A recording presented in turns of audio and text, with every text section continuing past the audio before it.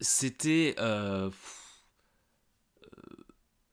mois à peine après, après une rupture très douloureuse. Et là, je suis vraiment dans un état pas possible. Bon, je vais pas entrer dans les détails par rapport à la relation, mais vraiment, ça m'avait crassé et tout. Et je voulais à tout prix me changer le plus les idées et faire des rencontres et tout machin.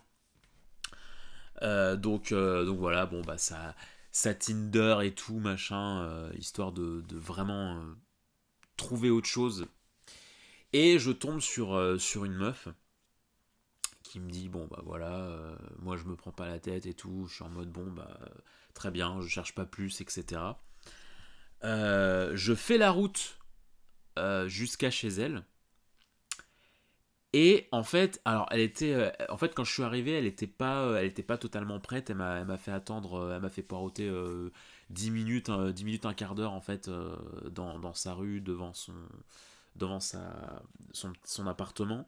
Et moi du coup, en attendant, je vais sur les réseaux sociaux, je vais sur Instagram. Et là en story, je vois une story de mon ex en fait. Et le truc c'est qu'il y avait même pas elle dessus, tu vois. Elle apparaissait pas du tout dans la story, mais en fait, elle était à une représentation dans une ville. Et en fait, enfin, ça se voyait qu'elle kiffait, quoi. C'était très beau en plus, c'était des illuminations sur une cathédrale. Et, euh, et alors que c'était pas grand chose, j'avais quand même, bah, du coup, mon esprit qui s'était reconnecté à elle par ce simple truc, par cette simple story.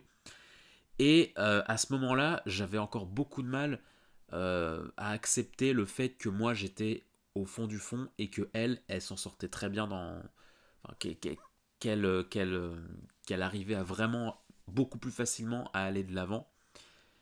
Euh, c'est pas un truc en mode ça donnait l'impression que, non, je le sais et tout, dans la façon dont on s'est séparés et tout, je le sais, tu vois, que elle vivait beaucoup mieux la rupture que moi. C'était une libération en fait pour elle.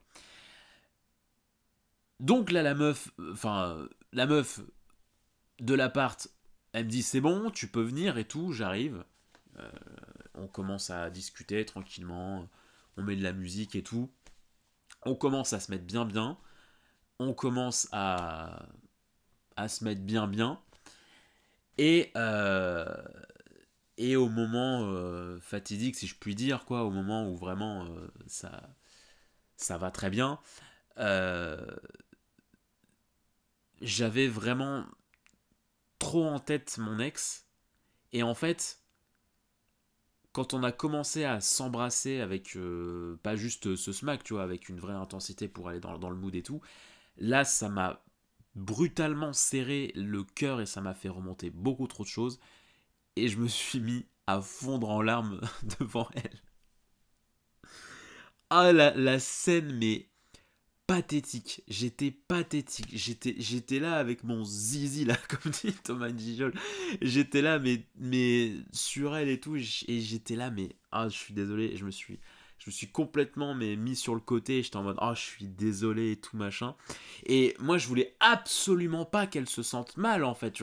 C'est horrible comme sentiment parce que non seulement toi, tu te sens comme une merde, mais en plus, tu te dis, mais enfin, moi, je me disais, mais la personne en face, mais qu'est-ce qu'elle doit se dire? Elle doit se dire, mais merde, qu'est-ce que, enfin, je suis si repoussante que ça, ou truc genre. Du coup, bah, je voulais absolument pas laisser un quelque chose enfin déjà que c'était très malaisant de base, mais je voulais surtout pas laisser une impression de non, en fait je m'en fous de toi, donc je vais quand même expliquer pendant une bonne dizaine de minutes ma situation avec mon ex, enfin l'histoire, comment on s'est séparés et tout machin.